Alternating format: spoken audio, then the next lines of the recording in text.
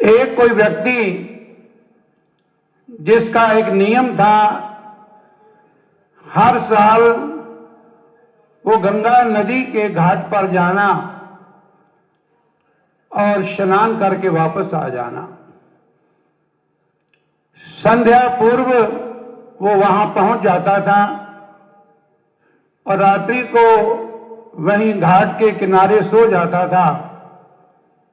सुबह 4 बजे उठ करके वो गंगा का स्नान करता था और उसके बाद करीब 5 बजे अपने घर वापस आ जाता था। एक समय के अंदर जब वो स्नान करने गया तो स्नान के बाद बादल में आकाश में कुछ बदली थी, हल्का हल्का अंधेरा भी था।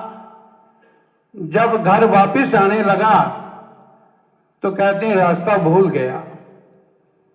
जिस रास्ते पर वो वापस आ रहा था उसी रास्ते पर एक संतों की कुटिया थी, आश्रम था। उसने द्वार पे पढ़ा कि संतों की कुटिया, कहता रास्ता भूल गया हूं, इन्हीं संतों को मैं रास्ता पूछ लेता हूं। उनका द्वार खटखटाया, संतों ने दरवाजा खोला, आओ प्रेमी, आओ बैठो। कहने लगा महाराज जी, मैं गंगा का स्नान करने आया था, वापस घर जा रहा था, रास्ता भूल गया हूं, तो कृपया मुझे अपने घर का रास्ता बता दीजिए। तो संतों ने कहा हमें तो पता नहीं तेरा घर कहां है, हम तेरे को दिशाएं बता देते हैं कि उत्तर, दक्षिण, पूर्व और पश्चिम, तुम्हें दिशाएं बता देते हैं, जिधर तुमने जाना है चले जाओ। अब बेचारा सोचने लग पड़ा कि कहां जाऊं, उसे समझ नहीं आ रहा था कि किधर से जाऊं। तो फिर बेनती करता है कि महाराज जी, मुझे आप गंगा के घाट का रास्ता ही बता दो, फिर वहां मैं पहुंचकर वहीं से अपने घर चला जाऊंगा। तो संतों ने कहा प्रेमी, कौन सी गंगा, कौन सा घाट, किसी की बात कर रहे हो? कहने लगा महाराज जी, अभी तो आपके नजदीक ही है गंगा नदी, जहां पर दुनिया स्नान करने आती है। मैं भी वहीं हर साल स्नान करने आता हूं, तो मुझे वहां का रास्ता बता दो। तो संतों ने कहा प्रेमी, हमें तो गंगा के घाट का रास्ता पता ही नहीं है। अब वो और भी परेशान हो गया, मन में सोचने लगा ये कैसे संत हैं कि जो गंगा के घाट के नजदीक रहकर इनको गंगा का पता ही नहीं है। चलो मैं चलता हूं, कहीं ना कहीं रास्ता तो मिल ही जाएगा। अब संतों की कुटिया के सामने एक सरोवर था संतों का, जहां संत निता प्रति स्नान करते थे। जैसे वो व्यक्ति आगे बढ़ा, 3 गौवें काले रंग की उस सरोवर की तरफ बढ़ रही थी। उनको देखकर हैरान हो गया कि गौवें और काले रंग की।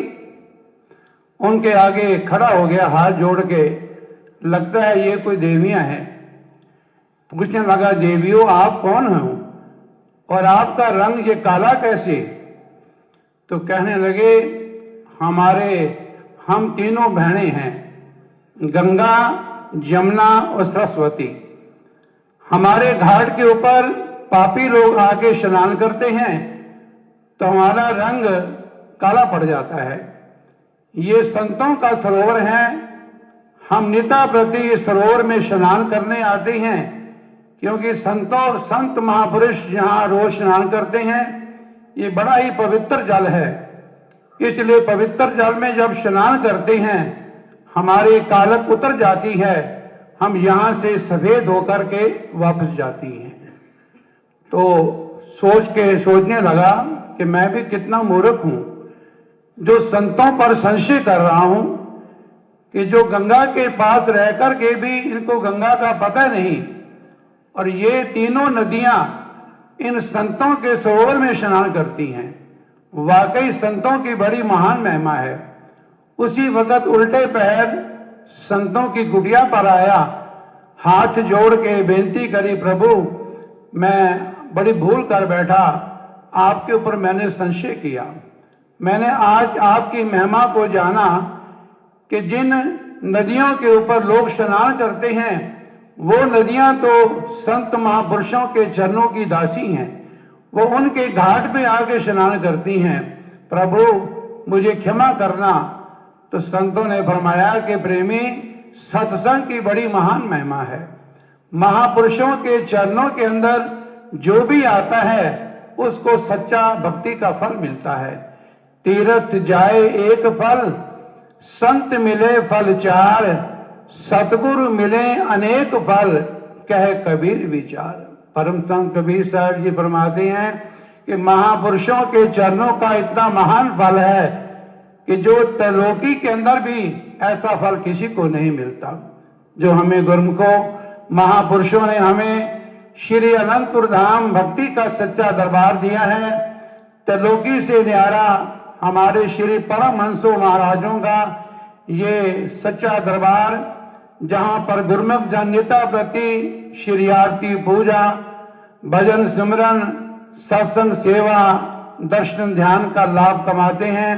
तो हमारा भी फर्ज है कि इन्हीं महापुरुषों के चरणों में अपना विश्वास, अपना निश्चय रखते हुए, इनकी आज्ञा और हुक्म में चलते हुए भक्ति का सच्चा लाभ कमाएं और अपने मानुष जन्म को सफल करें। बोलो जयकारा, बोल मेरे श्री गुरु।